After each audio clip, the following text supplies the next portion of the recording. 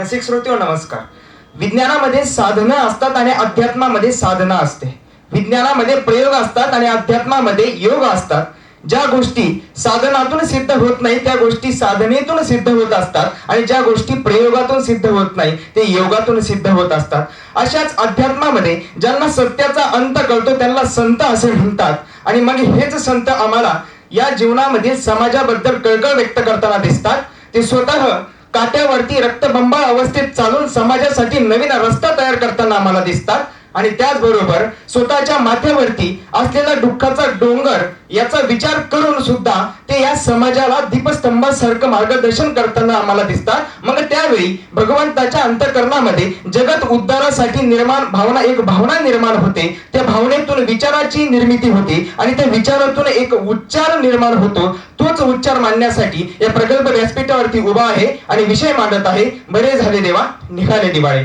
निघाले दिवाळे या शब्दाचा शब्दशः अर्थ आपण जर घेतला तर दारिद्र्य येणे किंवा गरिबी येणे असा होतो. ज्यावेळेस दारिद्र्य सदृश्य परिस्थिती या समाजावरती निर्माण होते त्यावेळेस या समाजात दोन गट पडलेले आपल्याला दिसते. त्यामधील पहिल्या गटातील लोक आलेल्या अपयशाला किंवा संकटाला खचून जाऊन त्या संकटात आणखीन फसताना आपल्याला दिसतात. तर दुसऱ्या गटातील लोक हे त्या संकटामध्ये संयम ठेवून पहिल्या यशापेक्षा जास्त प्रमाणात यश संपादन करताना आपल्याला दिसतात. संत तुकारामांनी एक खूप छान पद्धतीने शिकवण दिली आहे. त्यांच्यामध्ये दुःखाचा स्वीकार करून सुखाला आकार प्राप्त होत असतो. कारण सिंधुताई सपकाळ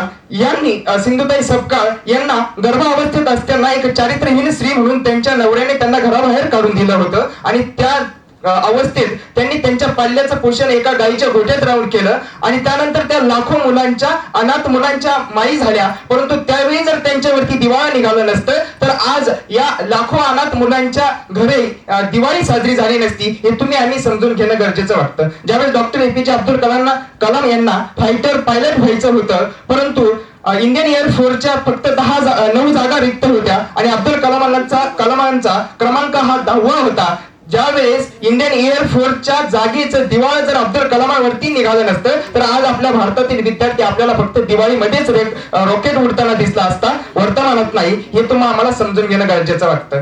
ज्यावेळेस 1960 नंतर दलित साहित्याचं लेखन केलं जाऊ लागलं त्यावेळी ते साहित्य खूप वादात्मक ठरलं. त्या साहित्यावरती अनेक टीका टिप्पणी करण्यात आल्या. त्यानंतर त्या साहित्याचं जणू काही दिवाळच निघालं होतं. परंतु त्या दलित साहित्यिकांनी त्यानंतर केलेलं कार्य त्याचा सलोखा घेऊन जर आपण आज दलित साहित्य बघितलं तर आज दलित साहित्य एक परिवर्तनवादी साहित्य म्हणून आपल्याला दिसत आहे.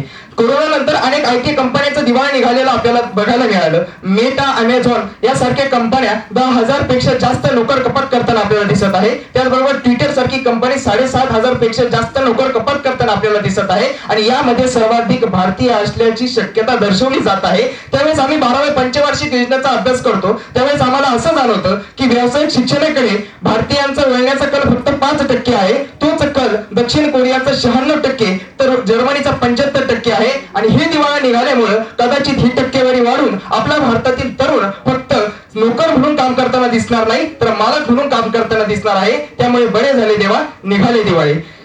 वाढत्या लोकसंख्येचा जर आपण विचार केला तर आज उपासमारीची दिवाळी निघण्याची शक्यता असतानाच जनुकीय अभियांत्रिकी तपासणी समितीने भारतामध्ये जेनेटिकली मॉडिफिकेशन केलेल्या विविध वाणांच्या शेती करण्याची परवानगी भारताला दिलेली आहे. त्यामुळे येथे शेतात राबणारा शेतकरी पारंपरिक शेतीबरोबर तंत्रज्ञानाची शेती करताना आपल्याला दिसणार आहे आणि राबणारा राबकरी कुठेतरी सुखात नांदताना आपल्याला दिसणार आहे. कोरोना काळामध्ये अख्ख्या जगाचं दिवाळ निघाल्याचं आपण बघितलं परंतु त्यानंतर आपण जर बघितलं तर विविधतेने नटलेलं हे पर्यावरण आपल्याला परत बघायला मिळालं. ओझोन लेअर डिप्लेक्शन कमी प्रमाणात होताना आपल्याला बघायला मिळालं आणि त्याच सर्वात महत्वाचं म्हणजे माणसाला माणूस म्हणून प्रतिष्ठा प्राप्ती ही कोरोनामुळे झाली. त्यामुळे बरं झालं देवा निघालं दिवाळ. ज्यावेळेस 1991 मध्ये भारताची अर्थव्यवस्थेचं दिवाळ निघालं होतं त्यावेळेस भारताला 46 टन सोने हे गहाण ठेवावे लागले होते. परंतु त्यानंतर भारत सरकारने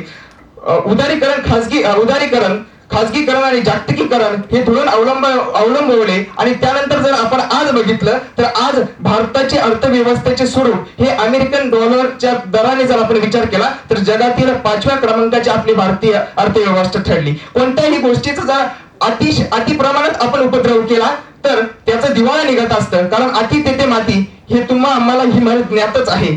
अशा परिस्थितीमध्ये त्या संकटामध्ये संयम ठेवून चुकीच्या रागा वैतागाच्या भरात चुकीचा निर्णय घेणं चुकीचं ठरू शकतं. कारण राग आणि वादळ या दोन गोष्टीच्या व्याख्या जरी वेगळ्या दिसत असतील परंतु ते दोन्ही शब्द एकच आहे. कारण राग आणि वादळ शांत झाल्यावर कळत असतं आपलं नुकसान किती झालं. आज वर्तमान काळामध्ये जर आपण विचार केला तर आपल्याला असं बघायला मिळतं की बरे झाले देवा निघाले दिवाळी हे म्हणून दुःखाचा स्वीकार करून सुखाचा आकार करणारे लोक खूप कमी प्रमाणात आपल्याला दिसतात. पण बरे झाले देवा माझ्या स्वजनांचे निघाले दिवाळे असे म्हणून त्याची टिंगल करणारे लोक आपल्याला जास्त प्रमाणात दिसतात. एखादा संकट काळात असताना त्याला त्याच्या साथीला जर तुम्ही तुमचे हात दिले तर तो त्या दुःखात खचून जाण्यापेक्षा ते दुःख पचून मोठा होईल हाच मापक आशावाद व्यक्त करतो. आणि जाता जाता तुकारामांच्या शब्दामध्ये एकमेकात सहाय्य करू अवघे धरू सुपंथ. नमस्कार.